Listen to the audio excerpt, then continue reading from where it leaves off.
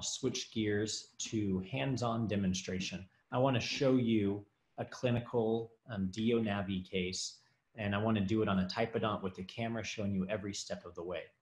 Our case for today's hands-on is actually a sinus case. It's a number 3, where we are going to do a vertical lift, crestal approach with the DO workflow. The whole process is guided except for just 1 or 2 steps. I think you're really going to like the process.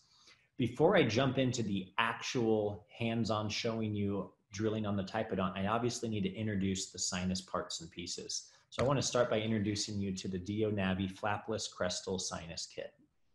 This kit is very, very cool.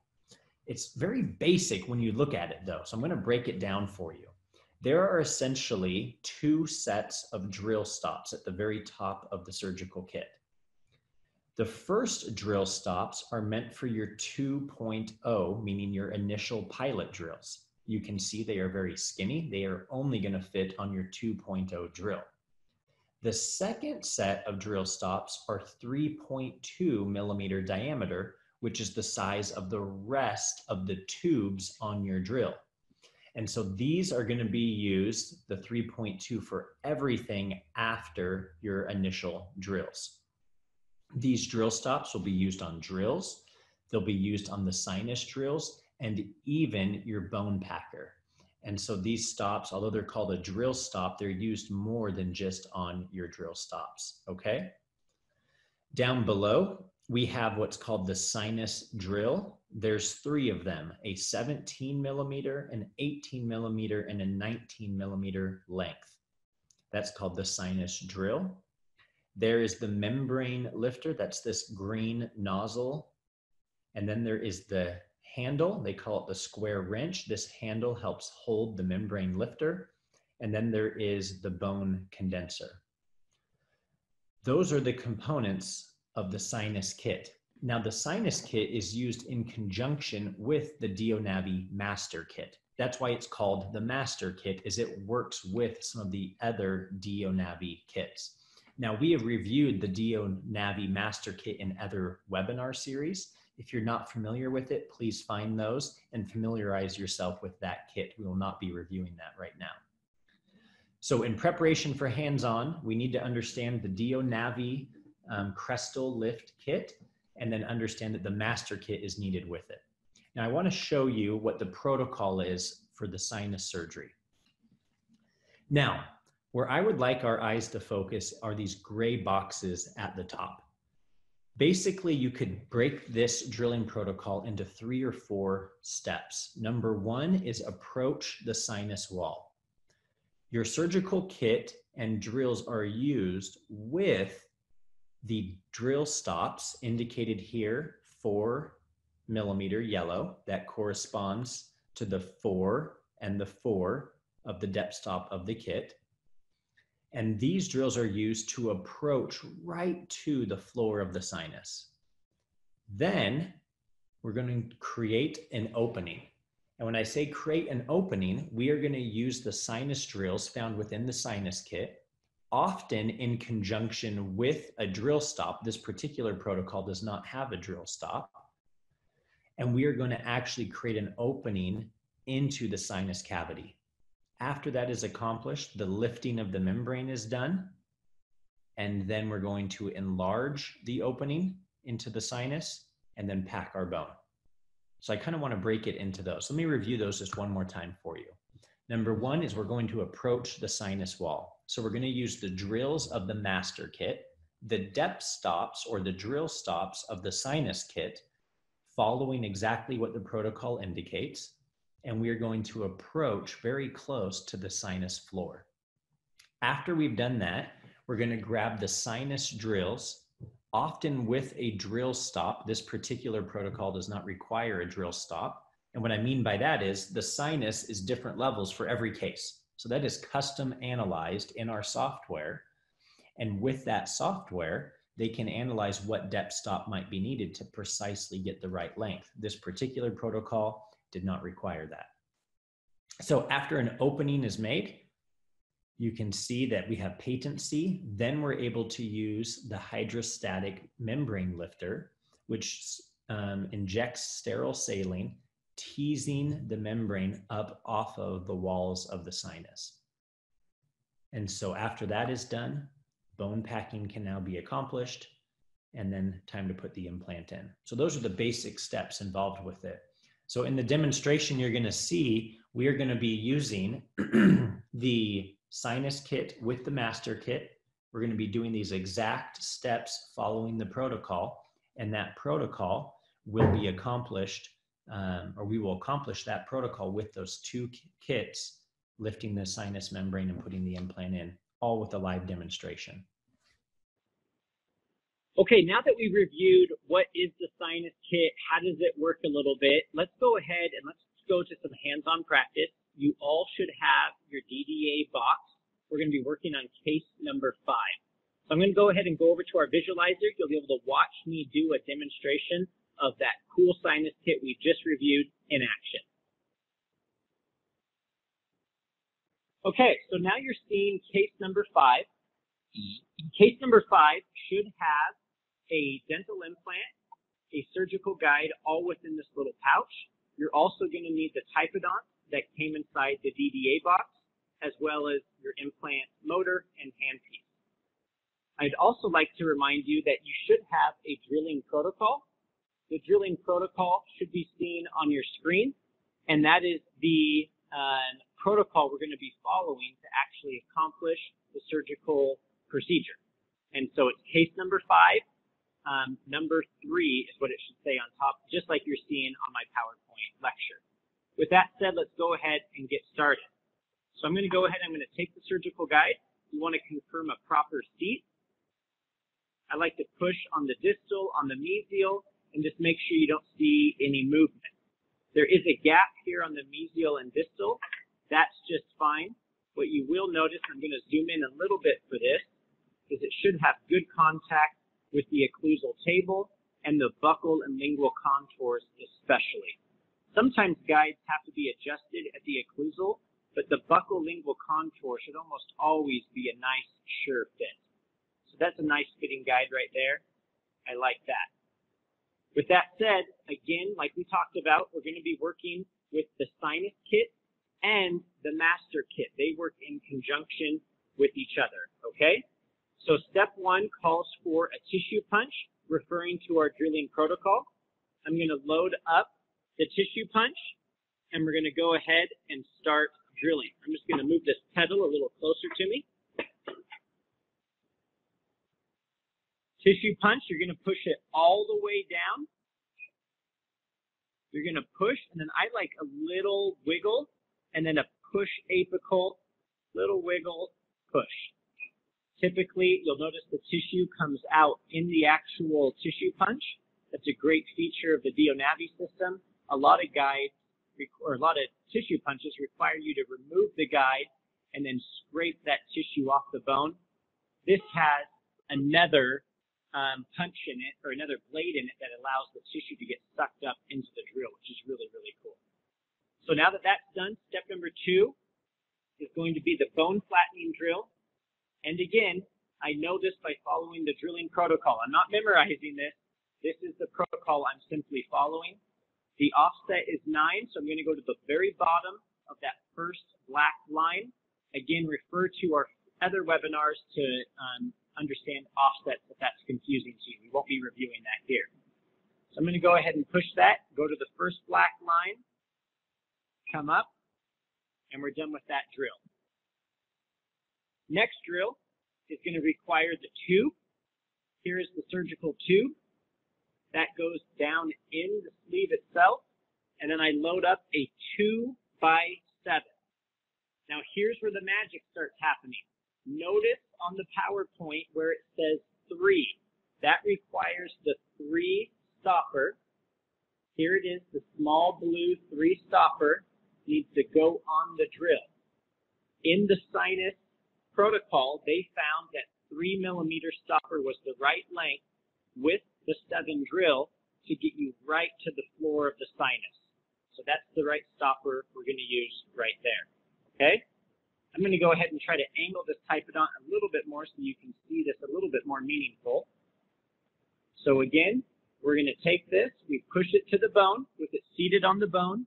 We push the drill in a constant push, slow drilling here. It's going to go all the way to the depth stop, and then we come out. Now on the typodont here, I'm obviously not using any irrigation, but in the real patient, you would be using irrigation between each drill, okay?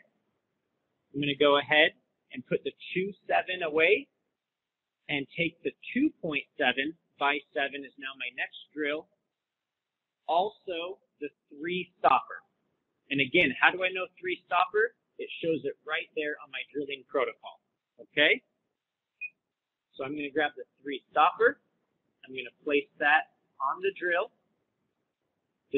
Any drill larger than the 2.0 does not require the key. So again, the key will be removed. And now these have a built-in key with them. So here we go.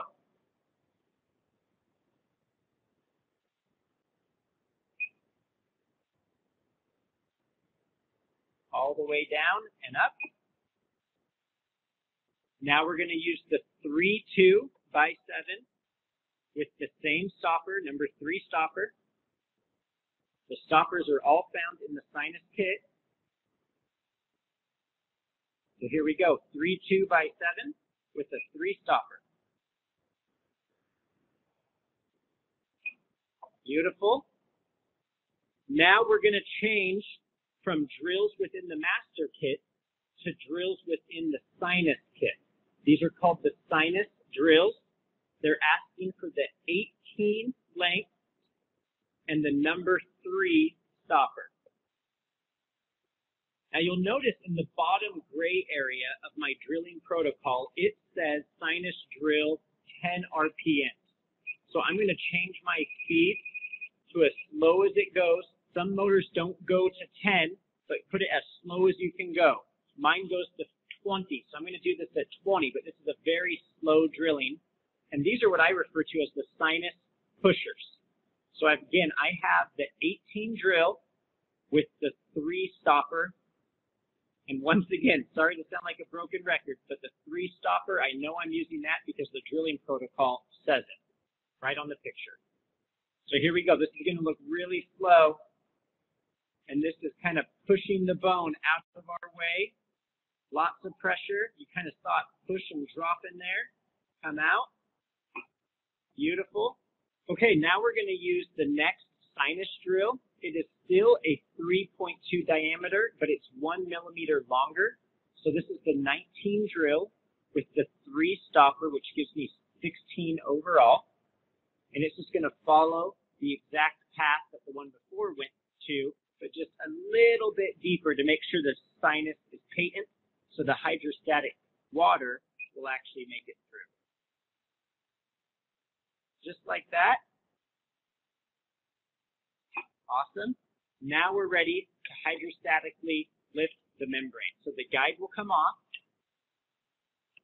We have taken the nozzle, put it into our handle, and we hooked the tubing to the nozzle, and then my syringe has saline here to actually lift the membrane with. This is a little bit of a hat trick. You need to hold this in place while keeping your eye here that you're pushing in slow increments, making sure nothing is also leaking here, that you have a proper seal. So I'm going to hold this. I'm going to try to hold this at an angle here for you to see. And then I'm going to hold this syringe right here, and I'm going to show you roughly the way that I push. So it's very slow increments. As you can see, I have about 2 cc's there. So I'm going to push a little, push a little. I'm going to do no more than 0.6 cc. That's probably plenty right there. Now here's what's kind of cool. I'm going to go, there's a little cheat here. You can take this off. I can pull this up right here, and you'll see the membrane lifted right there with the water. Now you can't do that on the patient, unfortunately, but on your typodont, you'll get a visual of exactly what's going on. And so that's awesome. I can see that the water is not outside of that thin pink plastic, which is representing the sinus membrane. That confirms that we did not perf. On a real patient, after you do that, you would do a Valsalva maneuver by plugging their nose, having them lightly breathe through their nose, and if air bubbles come out, that's a good indication that you have perfed the membrane. Okay? Now that we are through here, we're going to refer back to our protocol for drilling, and it shows the 17 sinus drill with no stopper. So the surgical guide is going to go back in place. I'm going to grab my 17 sinus drill, and we're going to take this all the way to depth, creating even more patency so that the bone that we're about to pack in can pack in without any obstruction.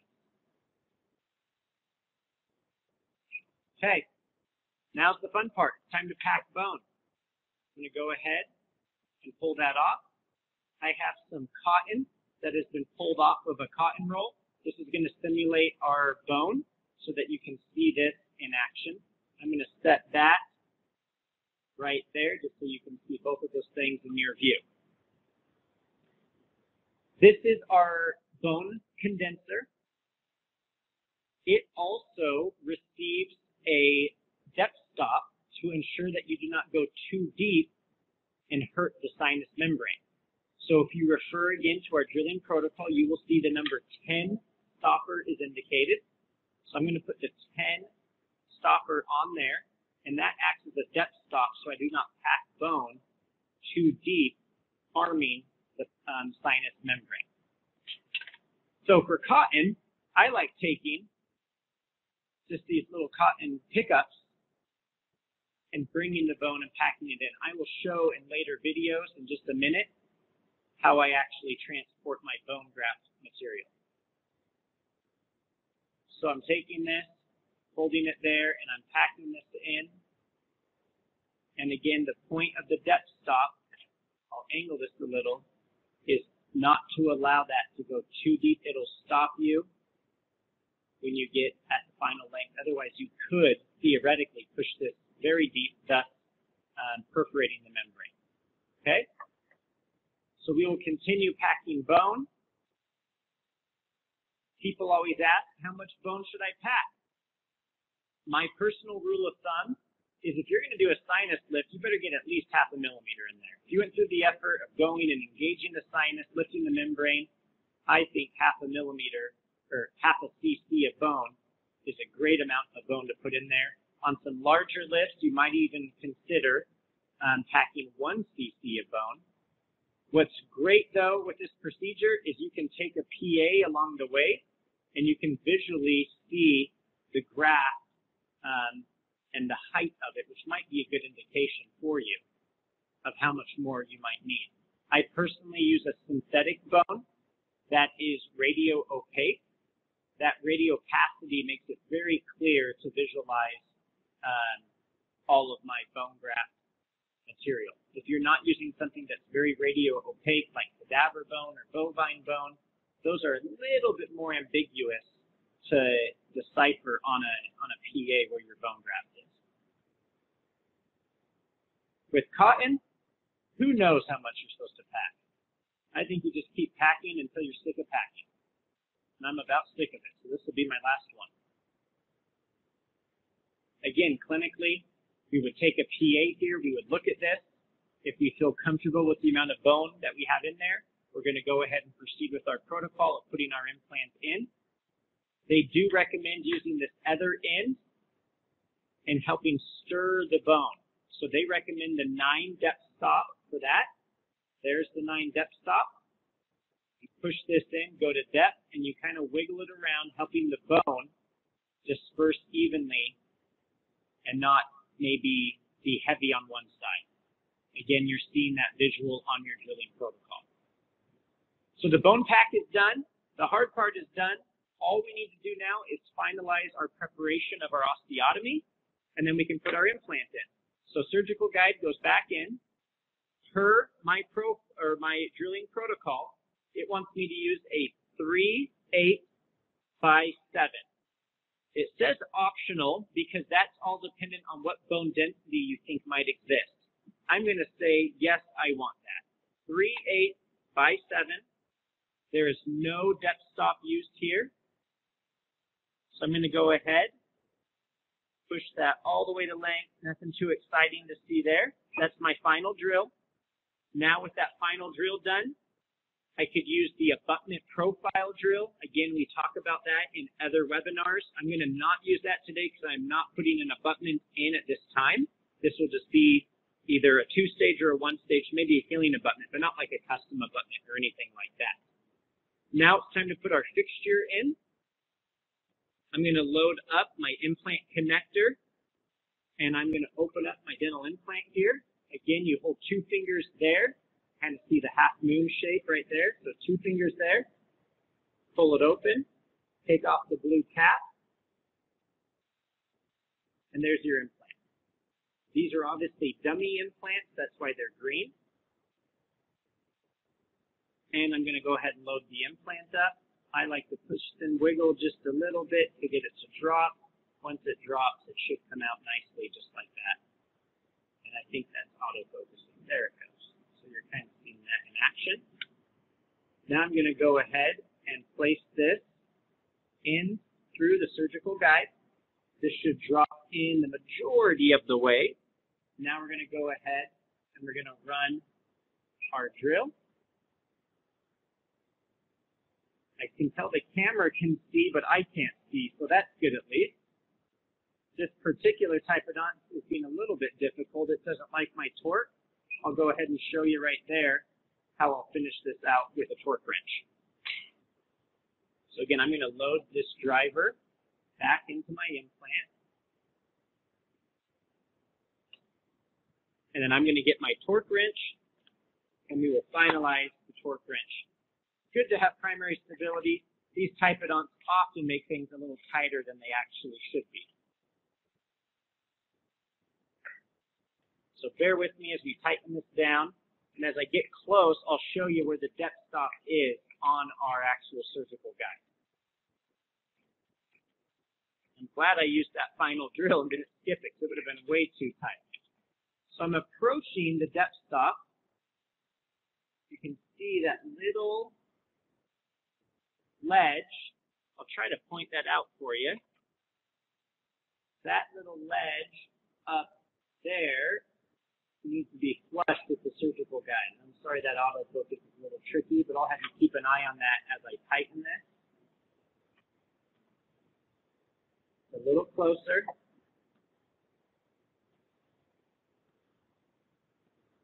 And then you'll notice no space in between here in just a second. Now you'll see it's all flush. There's no space in between it. That helps you know that the implant is in the right vertical space. Now, if you were doing a custom abutment or anything like that, you do need to line up these tabs. I'm going to zoom way in for this.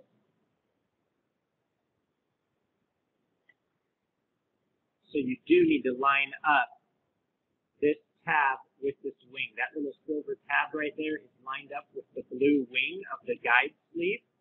And with that lined up properly, you would be in the proper orientation to put an abutment in if that's what you were doing that day. If you don't have a custom abutment or anatomical abutment already made, there's no reason to even worry about lining those up. But for your benefit today, you can see it's lined up. If we just miss that one right there, you can see there's another one right there, and it will swing around, and that would be your next opportunity to line it up. Or on the lingual side, there's a wing out here that could line up right there. See that little silver right there? That would be your next opportunity to line that up. That there. Again, what that does is ensure that the timing of your implant is in the same rotational timing as the digital plan. But that is only important if you are putting in a hex abutment that same day. So right now. In this case, we aren't, so this is actually a mute point. I just wanted you to see that. With that said, we'll take this off. We'll look down there. Can't really see, but we'll just assume that's in the perfect position. So with the implant now in place, we can put our abutment in. I'm going to zoom out just a little. Here's my healing abutment for this case. I'm going to go ahead, because I have good stability, I'm going to put our healing abutment in. I wish it was always this easy to put a healing abutment on number 3. There's your healing abutment. Looks beautiful. Let me show you what it looks like underneath. That is beautiful. So that's our sinus lift there. Again, we don't have this view in real life, but here it's fantastic to see that membrane elevated, the cotton representing the bone graft material, and the implant up in there. I might even push around a little bit. Maybe we can see if we can find that implant. I feel it right there, but you don't want to mess around too much. We lifted the membrane about 1.5 miles, it looks like, so that's great. But that is beautiful. Membrane intact, bone in there, implant in, healing abutment on. What more could you ask for? That's a predictable workflow. Love it. All right, let me show you now some clinical cases. The typodont is great practice, but there's nothing like real-world surgery. Let's go over to that now. Okay, we are now going to shift gears to clinical cases that I've done recently.